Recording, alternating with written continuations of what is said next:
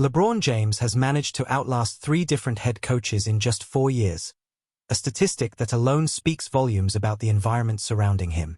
During that time, countless rumors have circulated suggesting a pattern of tension and perceived disrespect toward team management.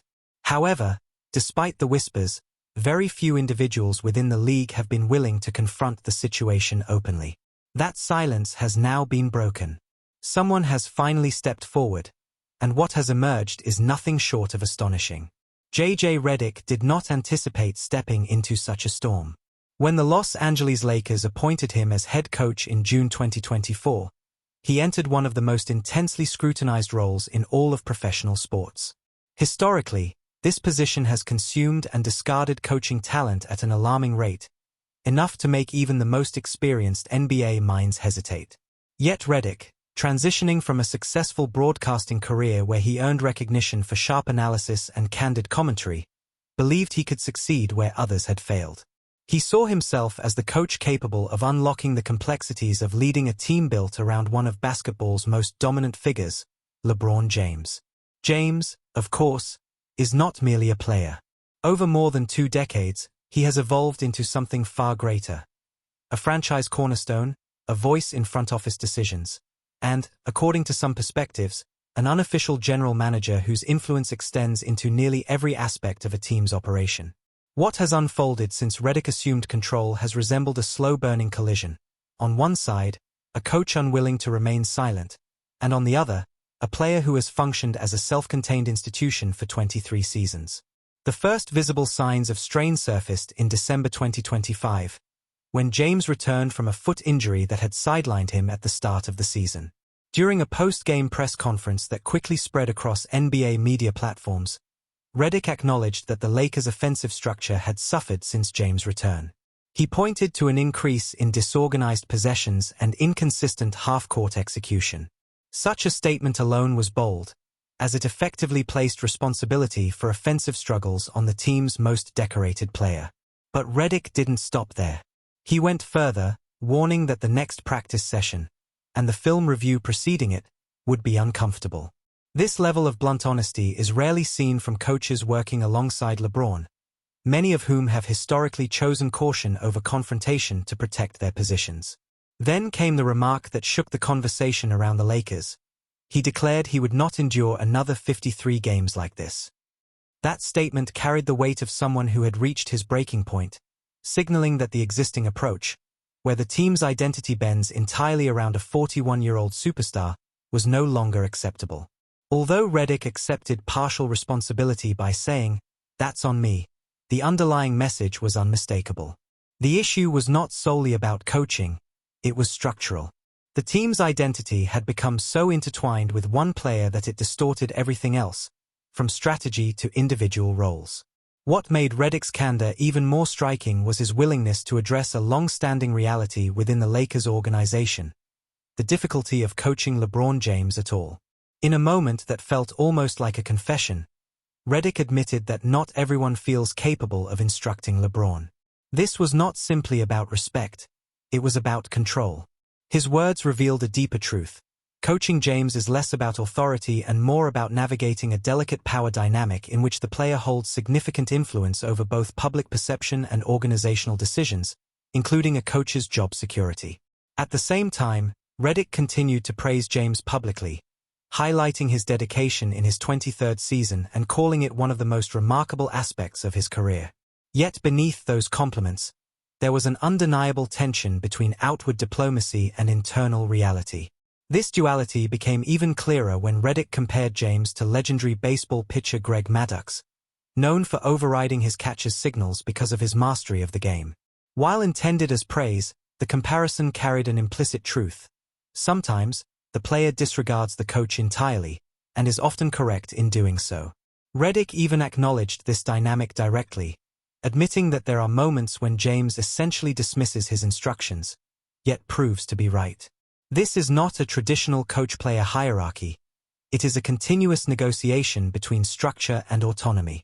Statistical analysis further highlighted the issue.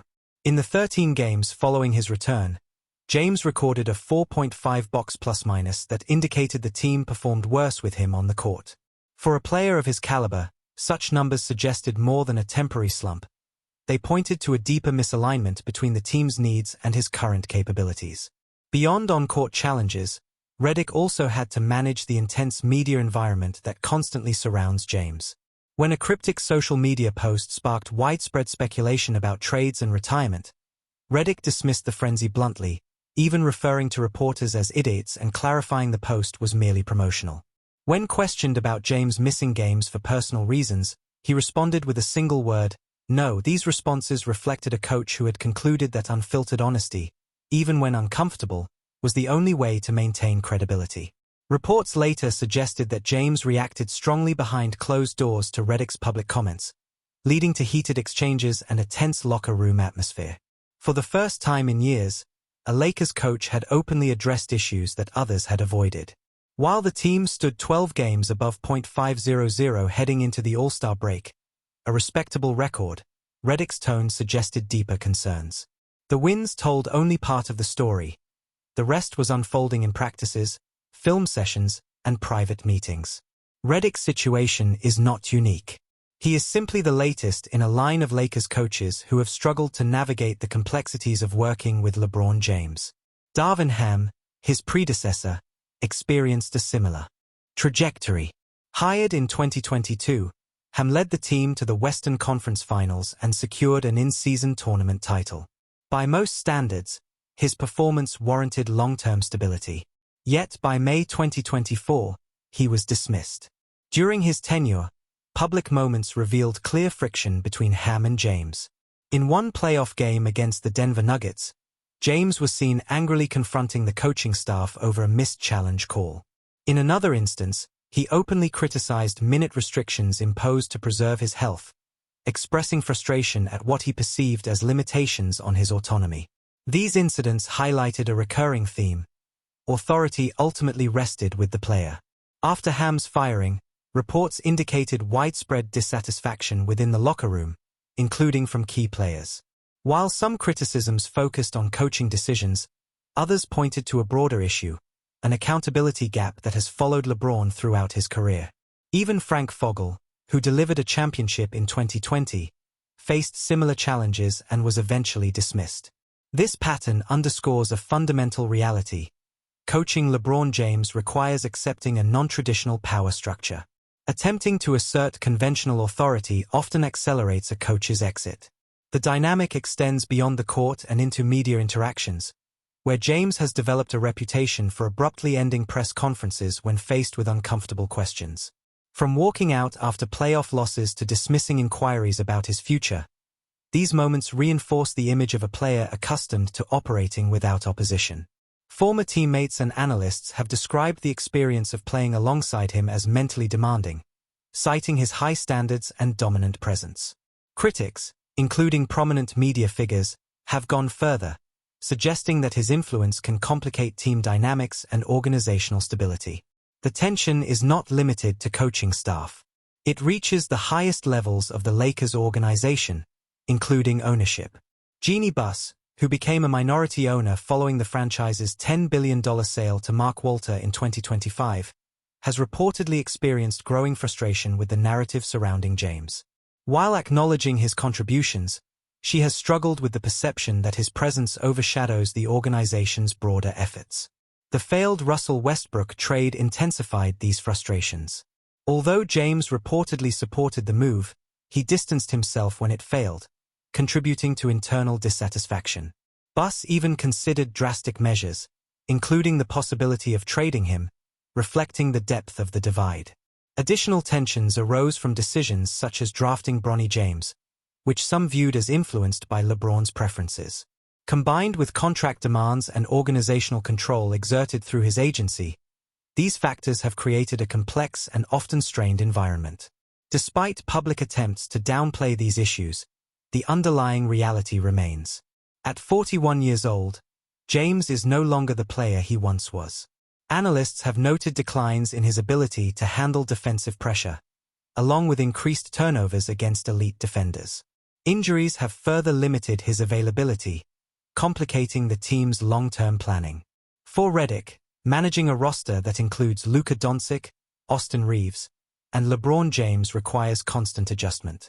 He has acknowledged that the day-to-day demands of coaching at this level, balancing individual preferences with team structure, are more challenging than anything he experienced as a player.